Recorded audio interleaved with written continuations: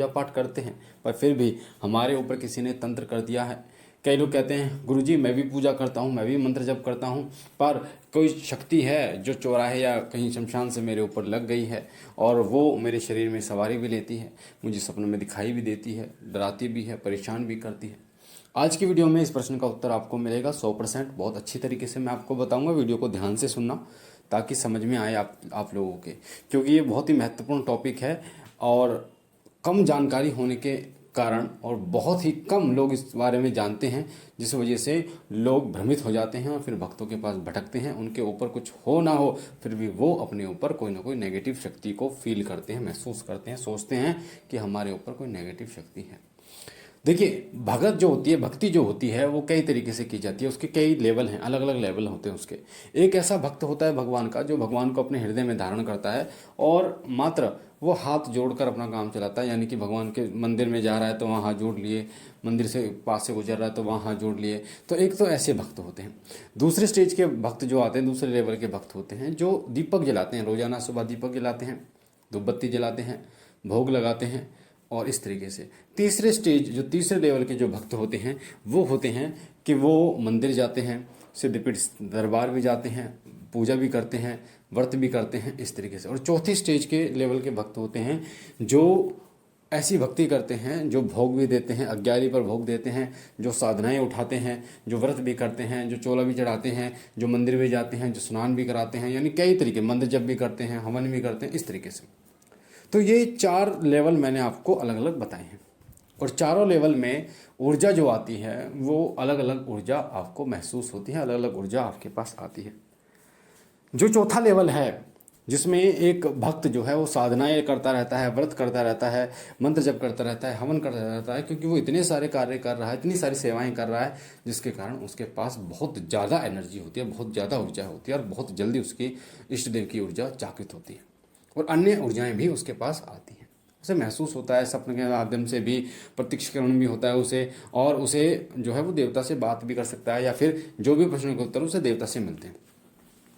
अब अगर कोई व्यक्ति तंत्र कर रहा है किसी के ऊपर, तो तंत्र भी कई तरीके से किए जाते हैं।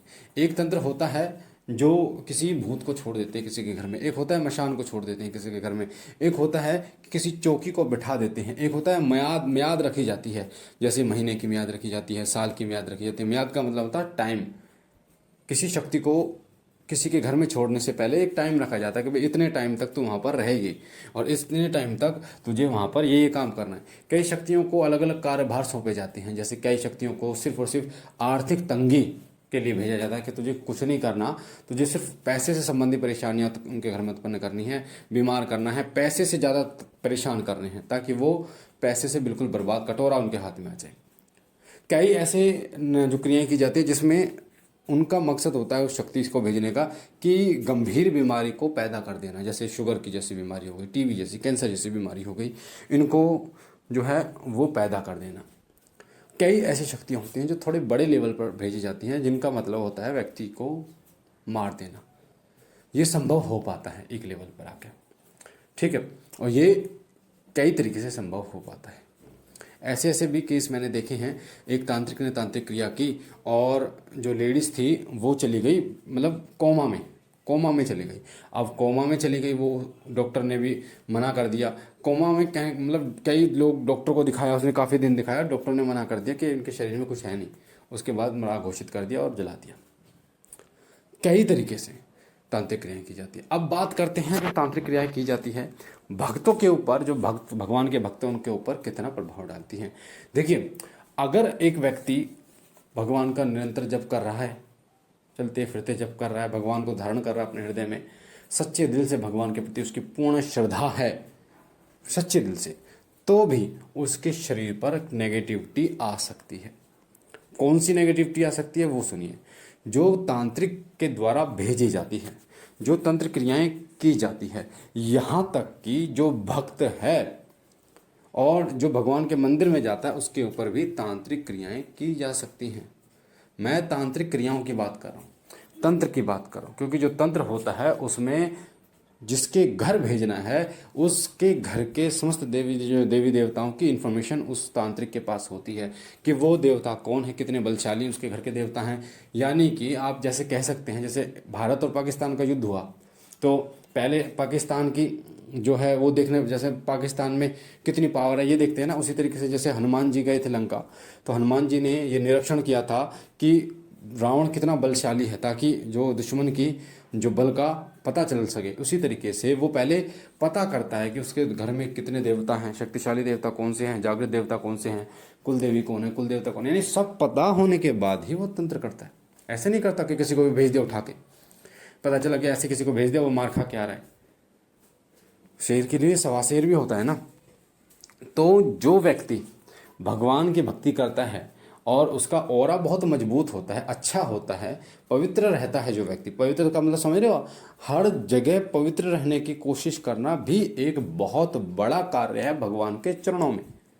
हर जगह पवित्र रहना, जैसे आपने खाना खाया, खाना खा के हाथ धोए, कुल्ला करा आपने, हाथ पैर धोए, ठीक है, उसी तरीके से आप रोजाना नहा धो रहे हैं, आपके ऊपर मतलब जैसे आप चल रहे हैं कीचड़ वगैरह गिर गई है तो आपने कपड़े बदल लिए, जितना पवित्र रहोगे उतना ही नकारात्मक शक्तियां आपसे दूर होंगी। इस चीज़ का भी विशेष रूप से ध्यान रखें।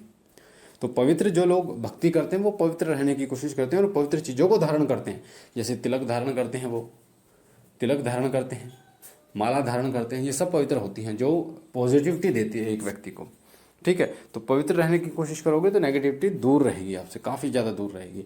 तो जो भगवान की भक्ति करते हैं, सच्चे भक्त होते हैं, उनके ऊपर तंत्र भी किया जा सकता है, पर वो उनके ऊपर जो प्रभाव डालेगा वो प्रभाव नहीं डाल पाएगा जो प्रभाव एक नॉर्मल इंसान के ऊपर डाल सकता है जिसने कुछ नहीं किया। जैसे मान लीजिए एक व्यक्ति है जो जिम जाता है और वो उठा सकता है 60 किलो वजन, पर जो जिम नहीं जाता वो 20 किलो ही उठा पाएगा क्योंकि वो जिम जाता है। तो वो 20-60 किलो सह सकता है, पर वो जो है जो जिम नहीं जाता वो 20 किलो ही सह सकता है। क्यों?